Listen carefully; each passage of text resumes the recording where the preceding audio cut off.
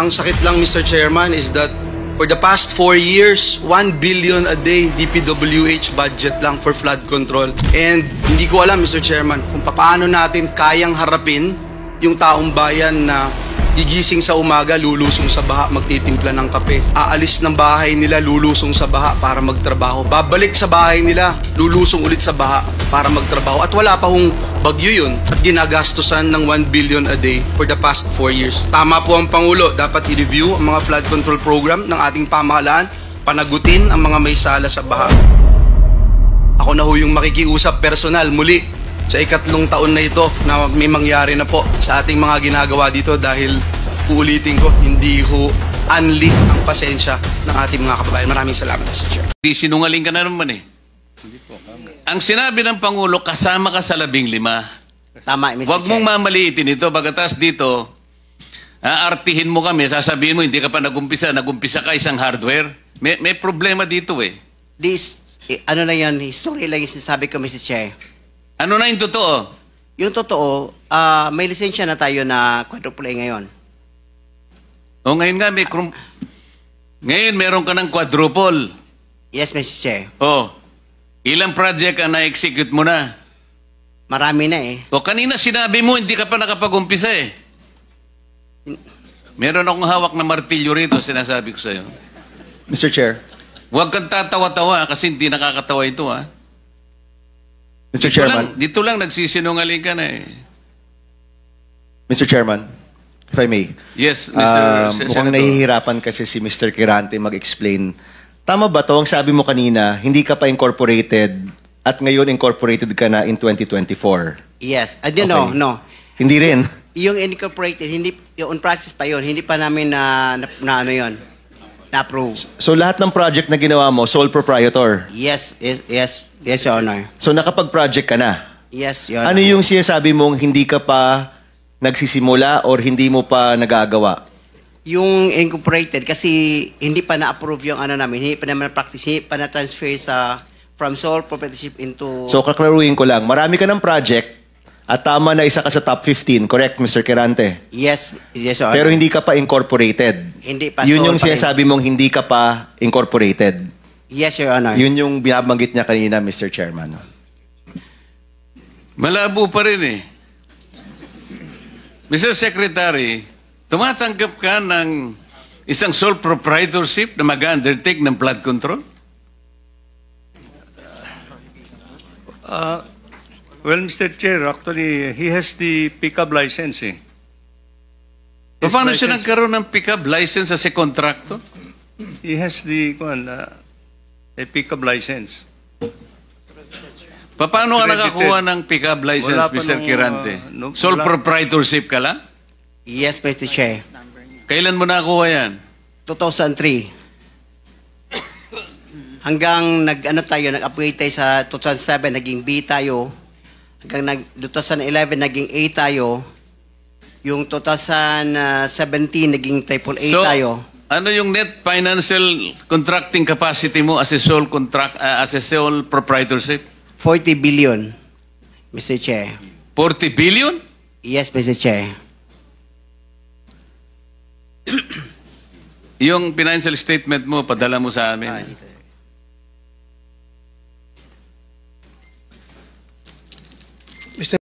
Corruption has been so pervasive and systemic that doing so is like a piece of cake. And when I say piece of cake, I mean that funds for a specific project are divided, shares vary depending on greed, big parts swallowed by corrupt operators, both from the public and private sectors, leaving only crumbs for actual project implementation. Mailan pa ngang proyekto, hindi man lang nagtira para sa taong bayan. Ang tawag ng Pangulong Marcos dito, guni-guni o ghost projects. Well, of course, parang ang buod ng kanyang aligasyon ay tayo ay proponent noong mga nasirang flood control projects sa Oriental Mindoro, particular sa Bayan ng Lauhan. Tayo ang proponent, tayo ang nag-fund, ano? Pero gusto ko lang linawin na ang proponent yan ay walang iba kundi ang DPWH. At yan ay kasama na sa National Expenditure Program or NEP na dumadating sa Kongreso. No? Nanggaling sa Executive Department, sinasabit yan ng Executive Department para talakay ng Kongreso. At doon sa NEP ay nakalagay na ron, naka-itemize na ang mga flood control projects na ito sa Bayan ng Nauhan, sa Baco at iba pa. Nandun na yon. So hindi tayo ang nag-propose noon, pero nandun yun sa NEP. Ngayon, sasabihin tayo ang nag-finance, technically ay balik sabihin, Kongreso nag-finance kasi yung NEP na yon ay inaproban ng Kongreso at naging General Appropriations Act ng mapirma ng Pangulo. Kaya parang Congress ang nag-finance niyan, pero ang reality, ang actual practice na nangyayari ay ang listing, identification, and prioritization of flood control projects ay nanggagaling sa DPWH.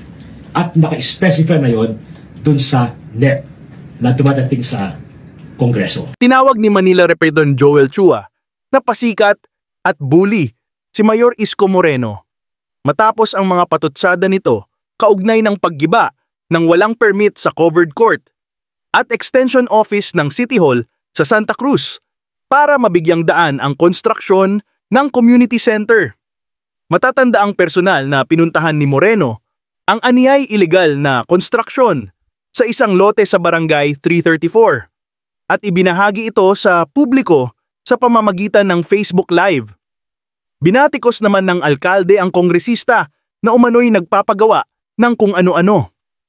Iginiit naman ni Chua na ang Department of Public Works and Highways, DPOB, ang dapat tuligsain sa sinasabi nitong permit at huwag siyang isama sa umano'y content nito sa vlog. Bakit hindi po ang DPWH ang kanyang sitahin sa sinasabi po niyang mga requirement? Pasikat lamang ito eh. Naghahanap lang ng content sa kanyang vlog. Hindi pa tapos ang kanyang eleksyon.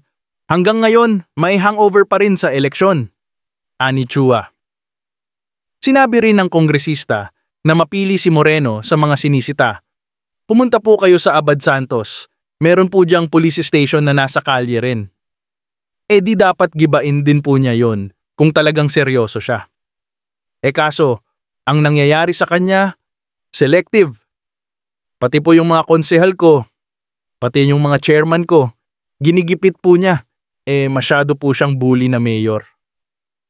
Pagbibigay diin pa ni Chua. Hindi kayo binubuli. Ayaw nyo lang mabisto. O tapos ngayon, pag nabisto, tuturo mo DPWH. Kawawan DPWH. Ako nanonood ako ng Senate hearing. Ewan ko, ano kaya reaksyon ng taong bayan sa Senate hearing. Unti-unti na nabibisto yung yung mga congressman. Di ba? Kung politika at politika, wala ho yun. Ako, sanay po ako ng politika. Lumaban nga tayo, outsider Alam naman ng taong bayan. Hindi nyo pwedeng pasinungalingan ng taong bayan. Wala na po kayo mabobola ngayon. Mga iyakin. Kayo na nabisto Dati kayo nang bibisto Kayo yung kaul ng kaul. Ngayon kayo nabisto, umiiyak kayo na binubuli kayo. Hindi kayo binubuli. Ayaw nyo lang mabisto. O tapos ngayon, pag nabisto, tuturo mo DPWH. Kawawan DPWH. Ako nanonood ako ng Senate hearing. Ewan ko, ano kaya reaksyon ng taong bayan sa Senate hearing. Unti-unti na nabibisto yung yung mga congressman. Mga naging contractor. Anong bagong word nila? Contractor. Contractor. Contractor. Malay mo, meron niya sa Maynila. Kasi, yung nahuli ko kahapon ay isa sa listahan ng kontraktor na pinresentan ni Presidente ay kontraktor ng 3rd District ng Manila sa flood control din sa buong bansa. Yap. Mukhang ayaw nilang malaman ng tao yun. Masyado po siyang bullying mayor. Pasikat lamang ito Di ba? Naghahanap lang ng content sa kanyang vlog. Ang tanong ko po sa kanya, bakit hindi po yung DPWH ang kanyang sitahin sa sinasabi po niya mga requirement? Ang trabaho namin po bilang congressman ay mag-propose lamang. Kami po ay kung mapagbibigyan, Salamat. Kung hindi po kami mapagbibigyan, wala po tayo magagawa. Pasikat lamang ito eh. 'Di ba? Naghahanap lang ng content sa kanyang vlog. Hindi pa tapos sa kanyang eleksyon. Hanggang ngayon may hangover pa to sa eleksyon, hindi mo maintindihan. Alam po ninyo, this is not about Isko Moreno or Joel Chua. This is about the City of Manila and the people of City of Manila. Dapat po kami, ang local government at ang national government ay nagtutulungan para nag-iisip po ng mga makabuluhang proyekto. Wala po siyang ginawa kung hindi gibain yung mga ginagawa po namin. Mga programa naman, ang makikinabang naman, mga taong bayan. Kagaya po nung giniba niyang barangay hall. Ako po'y matagal na nananahimik. Pero alam po ninyo, umikot po kayo sa Maynila. 90% ng barangay hall nasa kalye. Ngayon, kung sinasabi po niya na ito po ay illegal, di dapat lahat po yan, gibain niya. Hindi yung pinipili lang niya yung sa akin at saka kay Congressman Valeriano. Pumunta po kayo sa Abad Santos, meron po diyang police station na nasa kalye rin. Di dapat gibain din po niya yun kung talagang seryoso siya. Kaso nangyayari sa kanya, selective. Pati po yung mga konsehal ko, pati yung mga barangay chairman ko, ginigipit po niya. Masyado po siyang bullying mayor. Ito, kung hindi to politika, bakit pinipili lang niya yung gigibain niya at piniperwisyo niya? Bakit puro mga kalaban lang niya ang ginigiba niya? Kami po, nanalo po kami. Pag ikaw po ay nanalo, ako po kasi naniniwala na ako po ay representante, hindi lang ng mga bumoto sa akin. Representante po ako ng lahat ng mga tao sa 3rd District ng lungsod ng Maynila. Kaya dapat po lahat yung pinagsisilbihan ko. Hindi po yun namimili lamang ako. Kahit po mga kalabang ko sa politika, mga hindi po sa akin tumulong, pagka lumapit po sa akin, lahat po yan tinutulungan natin. At lahat po yan, binibigyan din natin ng atensyon. Kaya ako po, sa totoo lang, tapos na yung politika sa akin eh. Kaya kung mapapansin po ninyo, 2 buwan, lahat ng atake niya sa akin, hindi po ako nagsasalita. Nung nagsona po, ako pa po mismo ang lumapit sa kanya para batiin ko po siya. 2 beses ko na po nilalapitan yan para batiin. Kaya lang po siya, hindi pa po, may hangover pa po to sa politika. Kaya po hanggang ngayon kinokopya pa niya yung dating Pangulo, pamura-mura pa. Ngayon, ito po tanong ko. Kung kami po kaya ay magkakampi, ganyan din po kaya ang gagawin niya?